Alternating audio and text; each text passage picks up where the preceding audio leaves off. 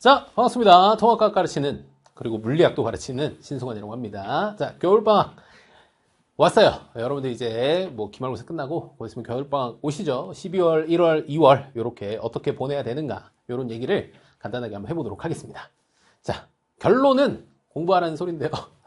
좀 돌려서 공부하라고 얘기를 해볼게요. 같이 봅시다. 자, 두 가지로 한번 볼게요. 첫 번째는 교과별 학습법에 대한 얘기를 할게요.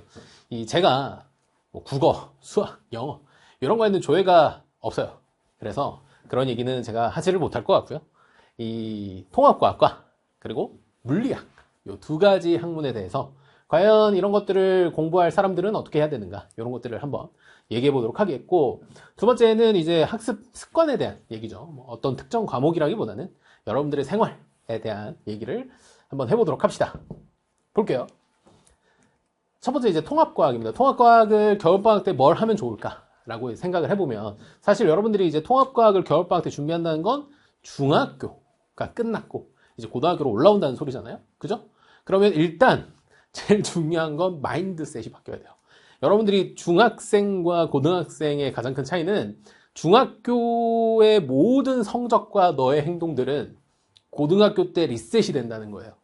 근데 고등학교 1학년 첫 날부터 너의 행동은 리셋되지 않습니다. 그러니까 대학이라는 걸 목표로 한다고 쳤을 때는 리셋되지 않아요.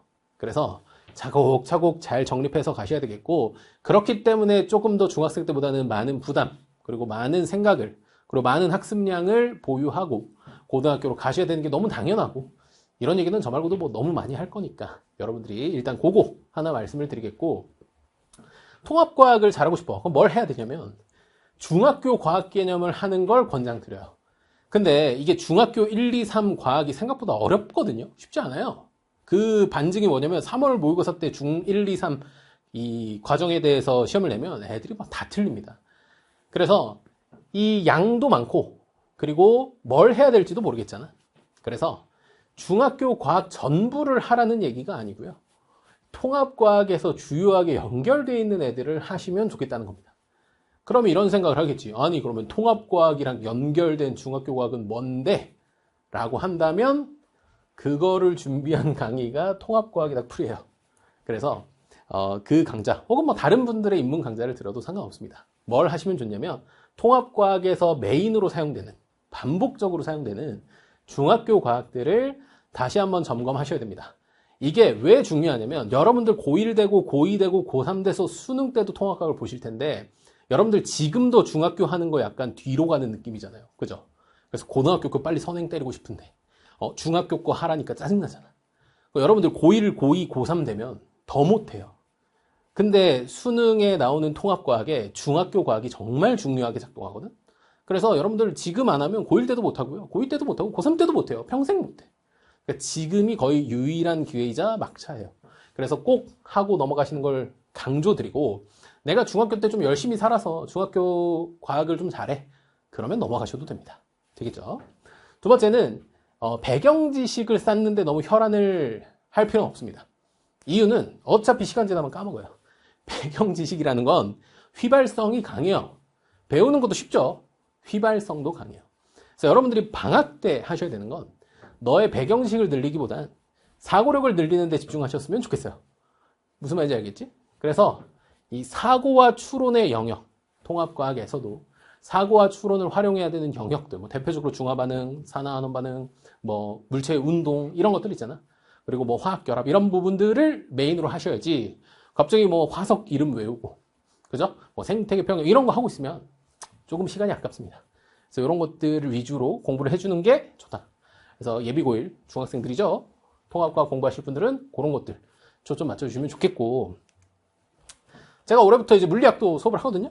그래서 지금 저한테 통합과학 들었던 분들, 뭐 그리고 아니면 통합과학 끝나고 이제 고2로 올라가는 많은 분들은 물리학 이제 접근하시는 분들이 있을 텐데, 제가 이 부분 꼭 강조를 좀 드리고 싶어요. 역학 부분을 좀 탄탄하게 준비하는 게 좋습니다.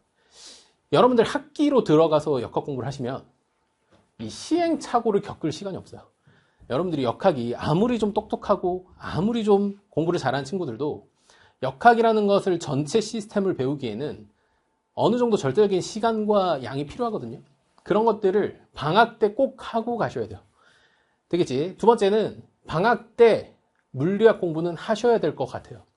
제가 이 얘기를 그렇게 하고 싶진 않지만 저도 이제 학기 중에 수업 열심히 듣고 공부 열심히 하면 된다라고 얘기하고 싶지만 현실이 녹록치가 않아요. 학습 범위와 양은 지금 많이 늘어났어요. 심지어 물리2에 있던 개념들도 막 들어온단 말이야. 뭐 돌림인 평형 뭐 이런 것들 들어오고 막 소비 전력 이런 것도 들어와요. 심지어. 근데 시간은 줄었어요. 1년 동안 배우던 물리학원이 이제는 한 학기 동안 배우는 과목이 됐단 말이죠. 시간은 절반 됐고 양은 늘었어요. 여러분들은 이 과목을 어떻게 해야 됩니까? 더 많이 공부해야 돼요. 그래서 미리 하시는 게 도움이 많이 될 것 같다라는 거예요. 그래서 방학 때 물리학 정도는 혹은 화학 정도는 꼭 한번 하고 넘어가시는 게 좋습니다. 되겠죠? 뭐 선행학습을 조정한다 이런 것보다도 그렇게 하지 않으면 힘든 게 현실이에요. 현실이야. 꼭 하고 가시기 바랍니다. 넘어갈게요. 두 번째는 이제 학습 습관에 대한 얘기를 좀 해보죠. 제가 이제 항상 생각하는 것 중에 하나인데요. 의지로 공부하려는 학생들이 많거든요. 잠을 줄여야지, 뭐 핸드폰을 없애야지. 이런 의지보단 저는 루틴이 쉽다고 생각해요. 루틴이라는 게 이제 반복되는 무언가거든요. 그래서 이 루틴을 세울 때 가장 중요한 게 뭐냐면 반복 가능성, 그러니까 반복 가능한 루틴을 짜되 반드시 거기에 고정된 시공간을 설정하셔야 돼요. 이게 말이 되게 어렵잖아요. 그죠? 그러니까 단순하게 생각하면 이거예요. 내가 할 수 있는가? 오늘도 할 수 있고 내일도 할 수 있고 모레도 할 수 있는가를 일단 고민해 보셔야 되겠고 만약에 가능하다고 치면 그거를 매일 하루 열심히 해야지 이게 아니고 매일 몇 시 어디서 무엇을 해야지 이게 정해져 있어야 돼. 이게 루틴이 되는 거고 반복이 가능해져요. 그래서 예를 들면 뭐 과학 공부 열심히 해야지 의미 없어요. 1시에 반드시 책상에 앉아서 통과풀이 펴야지 이게 루틴이 된다는 거예요. 그래서 이런 것들을 정하면서 계획을 세우셔야 돼요. 두 번째는 잠 좀 자요. 수면 시간은 굉장히 중요합니다. 여러분들 중학교 때 혹은 고1, 고2 이렇게 쭉쭉쭉 올라가면서 여러분들이 배우는 학습이라는 것은 암기의 영역보단 이제 이해 그리고 사고, 추론과 같은 뇌 에너지를 많이 쓰는 영역이 되게 많이 나와요. 그래서 그냥 밤새서 열심히 하루 공부해야지 이런 거는 의미가 없어요. 충분히 주무셔야 여러분들이 공부할 수 있는, 사고 학습할 수 있는 그러한 여유, 에너지가 생깁니다. 그래서 잠 좀 자요. 공부 시간을 늘리기 위해 잠을 줄이는 것만큼 바보 같은 일이 없습니다. 수면 시간이 1순위고요. 그 다음이 공부 시간.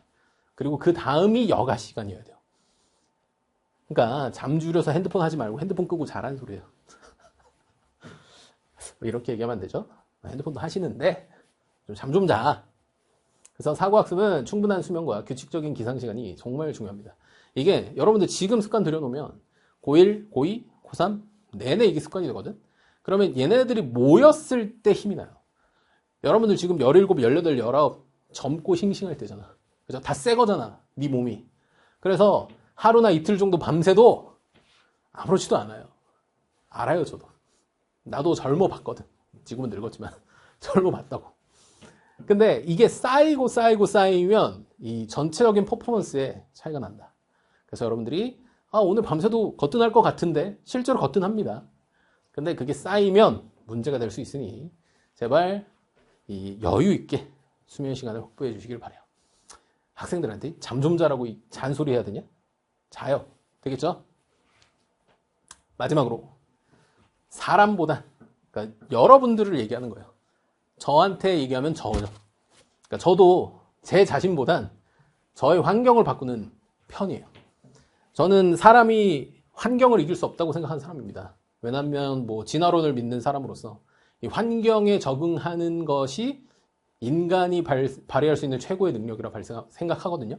그래서 환경을 바꾸셔야 돼요. 저는 공부가 안 되면 과감하게 일어납니다. 근데 매일매일 과감하시면 안 돼요. 그러니까 참다가 이거 좀 아닌데 일어나세요. 집에 가. 쉬어. 그냥 푹 쉬어버려. 그래서 공부 안 되면 계속 거기에 앉아가지고 막 붙잡고 있지 말고 과감히 일어나세요. 그리고 환경을 바꾸시든 아니면 오늘 하루 그냥 넘기시든 그렇게 하셔도 돼요. 두 번째는 여러분들이 보통 공부하는 곳이 집이나 독서실, 뭐 스터디 카페 이런 데일 거잖아요. 그죠? 도 좋지만 뭐 약간의 소음이 있는 곳도 좋아요. 그러니까 사람 스타일마다 다른데 약간의 소음이 있거나 의외의 장소도 한번 해보세요. 사람이 환경이 바뀌면 이 어쩔 수 없이 리프레시 되는 게 크거든요. 그래서 사람들이 여행을 가는 거야. 맨날 루틴화되어 있는 삶 속에 살다가 그냥 내 자신이 다른 환경에 딱 떨어지면 그때 받는 에너지가 크거든요. 그런 것처럼 여러분들도 이런 것들 한번 해보시면 좋습니다. 제 개인적인 경험을 말씀드리면 저는 참고로 뭐 고등학교, 대학교 때 독서실을 가본 경험이 거의 없어요. 저는 공부를 보통 어디서 하냐면 공원 벤치 뭐 이런 데서 합니다. 약간 그때 당시에는 천재 코스프레 같은 거 해보고 싶었는데 근데 진짜로 이때 그 독서실 같은 거 너무 조용해서 저는 못 있고요. 그 다음에 이 공용 난방 같은 걸 하다 보니까 막 너무 덥기도 하고 너무 춥기도 하고 짜증나가지고 저는 보통 그냥 공원 아니면 그냥 카페 있잖아요. 일반 카페 이런 데 가서 공부를 하기도 합니다. 되겠지? 그런 것도 한번 해보시고 그리고 저는 걸어 다니면서 공부도 해요. 가끔. 그래서 걸어 다니면서 뭐 예를 들어 어떠한 이 사고 과정을 되게 열심히 해야 될 때가 있어. 그러면 저는 걸어 다니면서 합니다. 좀 이상한가요? 뭐 나랑 스타일 안 맞? 그럼 집에서 하세요. 독서실에서 하시고 스터디 카페에서 하시고 어찌됐건 공부를 하셔야 돼요. 되겠죠? 그래서 사람보단 환경을 바꿔보는 노력을 해보시는 게 좋습니다. 됐죠? 자, 요렇게 겨울방학 동안에 열심히 공부 잘 하시고 통합과학 물리학 공부 열심히 하시고 그 다음 학습 습관 같은 것도 여러분들 나름대로 많은 시행착오를 겪어가면서 좀 형성해 가시면 좋을 것 같습니다. 되겠죠? 다 필요 없고요. 제발 그냥 공부를 좀 하세요.